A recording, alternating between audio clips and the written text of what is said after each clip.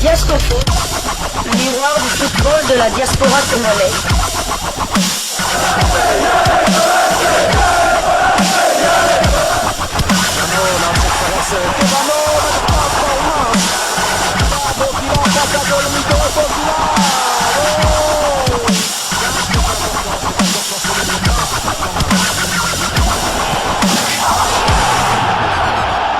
Diasco Foot, le miroir du football de la diaspora congolaise. Vous êtes sur Diasco Foot, le miroir du football de la diaspora congolaise. Diasco Foot vous dit bonjour, tout le plaisir est pour nous de vous retrouver, mais surtout de savoir que vous êtes nombreux en train de suivre votre chaîne YouTube dédiée uniquement aux footballeurs de la diaspora congolaise. C'est l'heure de partager avec vous quelques news que nous avons pu récolter pour vous, des news concernant la tanière des léopards de la République démocratique du Congo, et cela toujours dans le cadre de cette deuxième livraison sportive de ce mardi 11 juin 2024, une livraison qui nous emmène dans les éliminatoires du mondial 2026 où les léopards ont joué le 6 et le 9 juin dernier. Les matchs de la 3e et 4e journée. Et d'abord au Sénégal face au Lion de la Teranga, les léopards avaient sorti leur griffe en égalisant la 85e minute par Fiston Maël Kalala pour le 1 but partout. Et à Kinshasa, les léopards ont également sorti les griffes grâce à El Amecha qui a ouvert le score dès la 6e minute face à une belle équipe togolaise qui ne réussira pas à revenir dans le match. Faisons maintenant un bilan avant le retour de ces éliminatoires au mois de mars de l'année prochaine. Il faut tout fêter nous. Bonne année avant tout comme un match. Alors nous voulons essayer un tout petit peu de faire le bilan des 4 premières journées. Quelles sont les réalisations des léopards? On va parler de ce qui a été bien fait, de ce qui a été un peu moins bien fait. Et qu'est-ce que l'on pourrait changer pour nous permettre de rester dans cette dynamique? Je rappelle qu'après ces deux résultats, 4 points pris sur les 6, la République démocratique du Congo n'a pas amélioré son positionnement dans le classement. Nous restons 3e, on l'était avant la reprise de ces éliminatoires, on l'est resté après la reprise de ces éliminatoires, à moins que le Soudan du Sud ne batte le Soudan et que ce dernier ait un goal différence un peu moins par rapport au nôtre. Alors nous allons donc faire un bilan avec vous, ces éliminatoires qui avaient commencé avec un gardien de but et qui s'est terminé les 2 dernières journées qu'on a joué avec un autre gardien de but. Ils ont tous 2 matchs chacun. Nous allons essayer un peu de parler de tout ça. La tanière a été renforcée par des joueurs qui ont fait leur entrée tels qu'Axel Twanzebe, Samuel Essende, Noah Sadiki,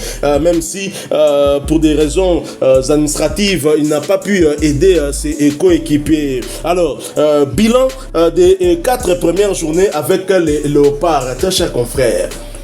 Pour moi, le bilan, c'est vrai qu'on peut dire qu'il est mitigé. Moi, personnellement, lors des 2 premières rencontres, j'avais misé sur un 6 sur 6. Sur ces 6, donc 3 points à la maison face à la Mauritanie, on les avait pris. Et 3 points face au Soudan, d'autant plus que le Soudan jouait les matchs à l'extérieur, car vu la guerre qu'il y a dans leur pays, ils ne peuvent plus pas jouer les matchs à Khartoum. Donc j'avais tablé sur ça. Donc en perdant déjà ce match-là, on avait déjà 3 points de moins par rapport au Sénégal qui est, on va le dire, c'est le grand favori de notre poule. Donc le Sénégal, et on a perdu la veille que le Sénégal joue au Togo. Et non, heureusement pour nous, le Sénégal n'avait pas battu le Togo. Parce qu'imaginez-vous si le Sénégal avait battu le Togo, et que le Sénégal nous avait battu à l'heure où on parle, on a 6 points d'écart face au Sénégal. Mais là, à 4 journées de la fin, c'est vrai que le Soudan joue un peu les troubles fêtes, mais il y a encore 60% des matchs qui doivent être joués. Mais tout ça, serré à Sénégal, serré à Sénégal, en sachant qu'on a joué chez eux. Eux, ils doivent encore venir à Kinshasa. Donc tout est encore possible. L'objectif, c'est d'aller en Coupe du Monde, de finir au premier. Cet objectif est encore réalisable vu que nous devons encore jouer l'équipe favorite de notre poule qui doit encore se déplacer à Kinshasa. Donc pour moi, le bilan est positif, bien que comment je vais dire encore, on a du mal encore à l'extérieur, il faut se le dire. On a pris un point sur 6 à l'extérieur. Ce point là c'est inespéré, en sachant on a égalisé à 5 minutes de la fin du côté du Sénégal. Donc faudrait les 3 points qu'on a perdus au Sénégal, contre le Soudan, il faudrait aller les récupérer ailleurs. Mais pour moi, si on veut aller à la Coupe du Monde, il n'y a pas de solution. On doit gagner tous nos matchs. On doit gagner tous nos matchs et ne pas tabler sur les trois points que la FIFA pourrait nous donner. Donc il faut gagner tous les matchs. Donc pour la prochaine rencontre, ça sera à domicile face au Soudan du Sud. Donc je suppose qu'on pourrait gagner ce match. Et les deux premiers au classement vont se rencontrer. Donc l'une des deux équipes va perdre des points par rapport à nous. Mais c'est vrai que tout ça c'est encore loin. C'est au mois de mars et on aura le temps de tabler sur ce match-là. Vous l'avez dit, hein, la République démocratique du Congo, pour vous, son bilan est positif. Je scinde cela en deux. Le bilan largement positif à domicile. Hein, oui, le bilan largement positif à domicile avec 2 victoires sur 2 matchs. Ça fait 6 points avec plus 3. Mais à l'extérieur, c'est plutôt mitigé. La République démocratique du Congo, contre toute attente, n'a même pas su arracher ne serait-ce qu'un point. A perdu face au Soudan. Hein. D'ailleurs, c'était à la suite d'un autogol de Charles Piquel, un ballon mal renvoyé par le portier Lionel Passinzao et qui finalement voit Piquel contre sa volonté le placer au fond de ses propres filets. Et il y a ce match inespéré aussi hein, au Sénégal où les Léopards ont tenu tête à une belle équipe sénégalaise, même si les Sénégalais ont critiqué leur équipe, mais ceux qui étaient sur le terrain se sont rendus compte qu'en face il y avait du béton tout simplement. Mais revenons un peu sur vraiment ce bilan. Hein. On repart du premier match face à la Mauritanie. Ensuite, il y a le Soudan, le Sénégal, puis le Togo. Est-ce que vous avez senti que la République démocratique du Congo a réellement progressé? Parce qu'il y a eu quand même des renforts que Sébastien Desabre a ramenés. Il y a encore du travail à faire et il faut dire que dans l'entretemps, nous avons joué une CAN. Nous sommes allés jusqu'en demi-finale. Tout à fait. Moi, je dirais qu'il y a la continuité, bien que le match du Togo, sur un plan collectif, ce n'était pas vraiment ça. Pour moi, on est dans la continuité de ce qu'on avait montré à la CAN. C'est vrai qu'à la CAN, il y a, à part, je peux dire peut-être la Côte d'Ivoire, aucune des autres 6 autres équipes nous a dominé. On a dominé la Zambie, on a dominé le Maroc en seconde mi-temps, on a dominé la Tanzanie, on a dominé l'Égypte, on a tenu fort en seconde mi-temps, on a dominé aussi en seconde mi-temps et on a dominé de bout en bout l'Afrique du Sud lors du match de la 3e place. Et au Sénégal, on a montré des très très belles choses. C'est vrai que contre le Togo, les gens sont peut-être déçus, ils se disent on a seulement gagné 1-0 contre le Togo, c'était le Togo, mais le Togo est une très très belle équipe, on l'a vu, le Togo devait battre d'ailleurs, normalement si leur attaquant n'était pas maladroit, il devait battre le Sénégal à Lomé. Et moi je dirais que malgré qu'on a mal joué face au Togo, le Togo n'avait plus perdu un match depuis le 24 avril 2023. Donc ça fait plus d'une année que le Togo n'avait plus été battu. Et le Togo, c'est sa première défaite lors des éliminatoires à cause de qui ils ont perdu, c'est à cause de la RDC. Le Sénégal a perdu ses premiers points à domicile pour la première fois dans le stade de Diamniadio. Donc c'est encore à cause de qui? À cause de la RDC. Là on parle même pas des éliminatoires, on parle de tout. Toute compétition confondue. Les Sénégalais n'ont jamais fait match nul. Sauf un match amical, match officiel. Ils n'avaient jamais perdu de points. Donc moi je dirais que cette équipe est solide. C'est vrai qu'elle est encore perfectible. Hein. On peut encore l'améliorer, mais ce qu'elle montre, c'est la solidité quand même défensive. C'est vraiment la solidité défensive. C'est le compartiment qui confirme. Qui confirme. On voit à l'image de notre goal average, on a marqué 4 buts en 4 matchs. Donc ça fait quoi? Une moyenne de 1 but par match. Et on a encaissé que 2 buts en 4 matchs. Donc c'est même 0,5 buts encaissés par match. Donc c'est une très bonne moyenne. En sachant que le premier but encaissé contre le Soudan, c'était un but gag, c'était un autogol. Et même, je peux même parler aussi du but sénégalais. C'est aussi un but gag. Donc moi ce qui me retient, c'est la solidité défensive. Et si on arrive à améliorer les transitions offensives, cette équipe va faire mal.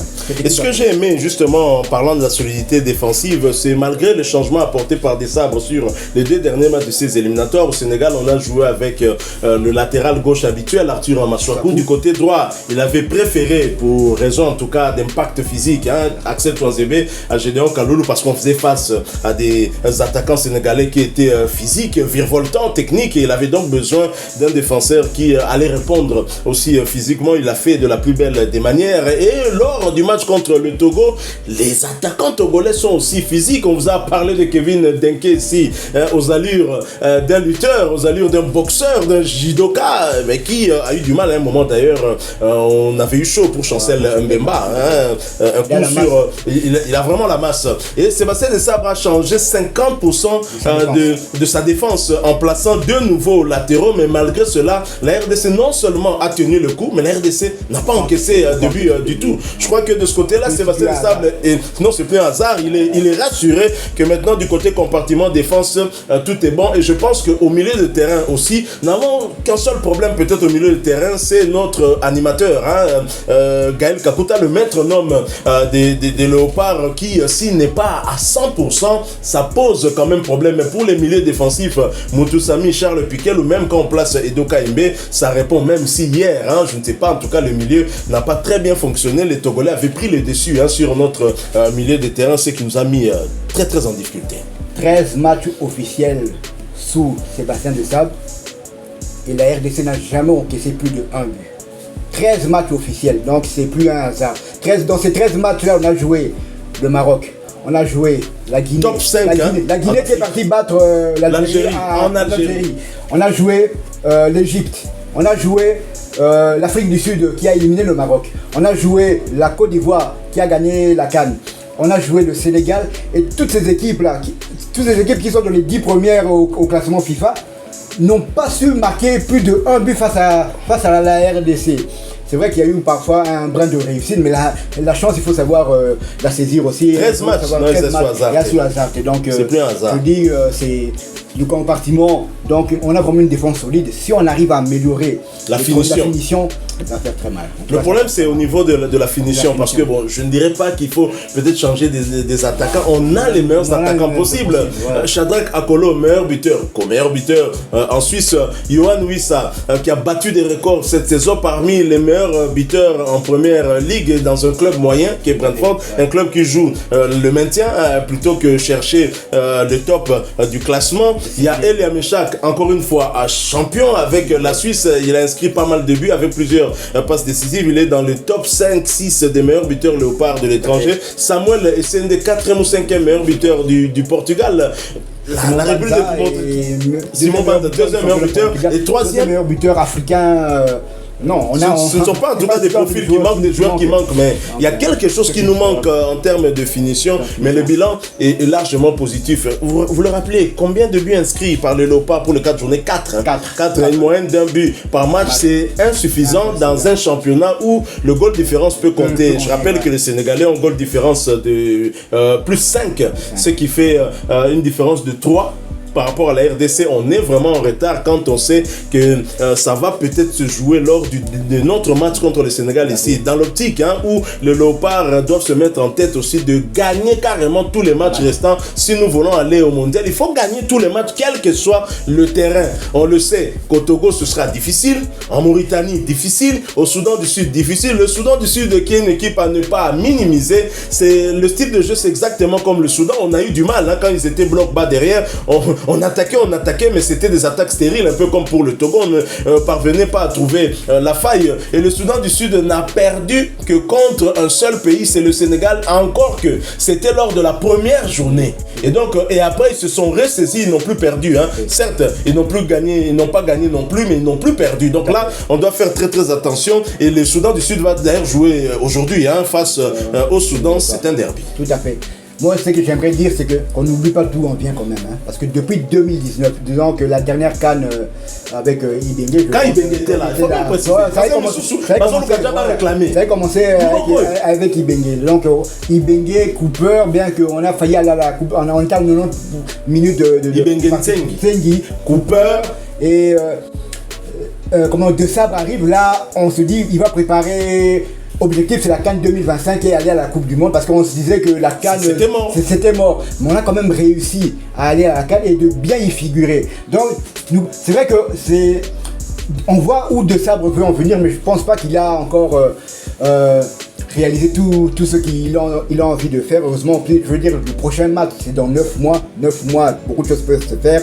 Moi, ça se visait Miyaboti. Donc, dans ces 9 mois, je crois qu'il aura le temps encore de préparer encore cette équipe. J'espère Bon, s'il n'y aura pas de match officiel de éliminatoire de la Coupe de la CAN 2025, j'espère au moins que la fenêtre qui fera de septembre, on va la mettre pour jouer les matchs amicaux. On va pas encore la boycotter comme on l'a fait au mois de février. On va vraiment mettre en sorte qu'on joue des matchs amicaux pour améliorer certains aspects de cette équipe-là. Nous sommes arrivés à la fin, mais au cours de ce match opposant les Léopards aux Togolais, on a vu dans les tribunes certains binationaux. Vous avez vu aussi? J'ai vu Sambi Lokonga, mais il paraît, bon, il avait dit qu'il serait là, comment il s'appelle? Bissaka. Bissaka avait dit qu'il serait là, mais bon, on l'a pas vu. On l'a pas vu, et Bakambo aussi avait dit qu'il serait là, mais bon.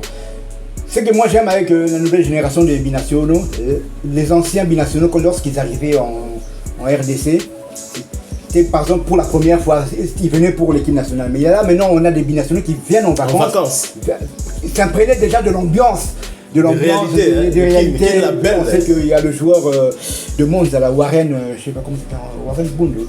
Oui, Warren Bondo. Warren Bondo qui était aussi en vacances. On a parlé de Bissaka. L'année passée, il y avait Kalimundo qui était là. Donc ils prennent comme même, ils viennent voir la famille et puis donc c'est tant mieux. Donc moi, cette équipe est encore perfectible. Hein. Donc elle peut encore, Sébastien Lézard peut encore l'améliorer. Mais Sambi Lokonga lui s'est perdu. Hein.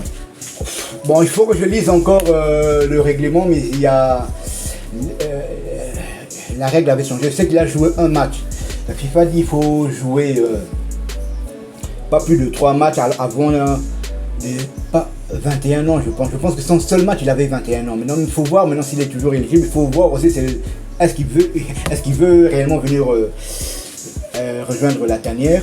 Parce qu'on sait que comment il s'appelle, Vincent Kompany veut l'amener du côté du Bayern. Donc s'il va au Bayern, je pense que là ça sera chaud. Mais ça fait quand même plaisir de voir Bazaba congolais. Ce sont des joueurs congolais qui est particulièrement, c'est un Mongo, petit frère d'un international congolais. Petit frère de Polo José Mpoko. Donc voilà quoi. Donc c'est une très très bonne chose et on espère la prochaine rencontre. On va recevoir l'autre équipe du Soudan, le Sud-Soudan. Si on les bat, de toute façon, si on les bat, on va faire la bonne affaire.